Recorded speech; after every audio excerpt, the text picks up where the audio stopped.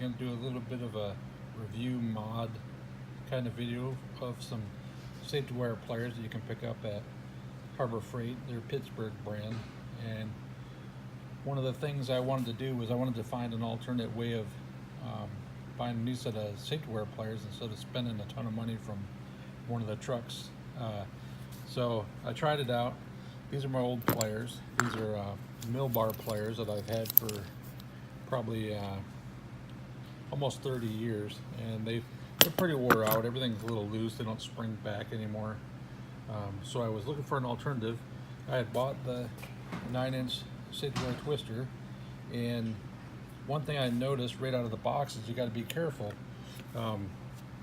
If you noticed on some of these, the cutters, you can see right through the cutter, and that does you absolutely no good with a pair of safety wire pliers because they won't cut the wire. So what I did was I went through and went back and looked through some more of the safety wire pliers, and I physically looked at every single one of them to see if I could see through those jaws to make sure I could be able to cut the wires. These ones I've had for, like I said, about 30 years, and you can still, the cutter's still there, so it still cuts wire pretty good. So these are the smaller pair of pliers, and what I did with these is I got a pair of cutters that cut fairly well, but the head on the 9-inch ones and even the smaller ones, they're just not very useful. They're not pointed. They got a really big head on it, kind of like a lineman pliers, and they're not really useful for me. So what I did was I took and tried to mimic the angles of the mill bar pliers and the snap-on pliers and Mac and everybody else that makes them.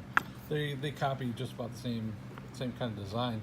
So what I did was I ground down the sides of it so it kind of mimics how a safety wire plier should look. So it's got that nice pointed angle like that, and makes it really easy to grip 30 thousandths, 40 thousandths, whatever, 32, 21, 20 thousand safety wire grips it pretty good.